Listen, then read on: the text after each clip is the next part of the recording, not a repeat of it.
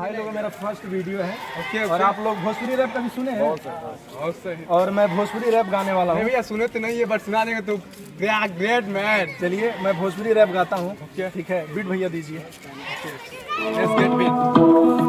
या बीना king Bhojpuri wrapper, चच्चा विधायक न पापा खलनायक, अपने ही दम पे बेटा बानी हम नायक, सब केहू करे कॉपी कर नहीं पाई बेटा सुनाई गरज बादल तूफान, बेटा बंद कर तू रैप के दुकान, बच्चन के खेल नहीं पाई सयाना के भोजपुरी रैप लिखी कॉपी बोली बोलत हम जाई रैप के पिटारा हम खोलत ही जाई, पब्लिक के लेके हम डोलत ही जाई, गलत न जाई हम अलग ही जाई, बस नाम पहचान पे मरत ही जाई, भोजपुरी रैप में बंदा न भरते को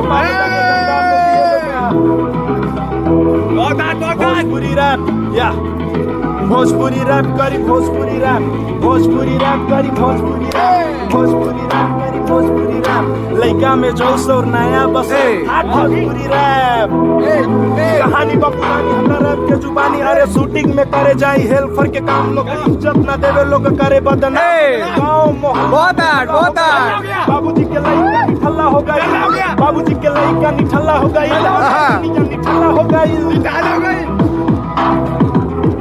कहानी बपुरानी हमरा रैप के जुबानी, अरे हौसला बुलंद हमर शेर के दहाड़, सब कुछ नया नया नया सब पहाड़ बा, मौसम मौसम मौसम मौसम बहुत कम हमरे जैसन रैपर बहुत कम या भोजपुरी रैप करी भोजपुरी रैप, लइका में जो सब नया बस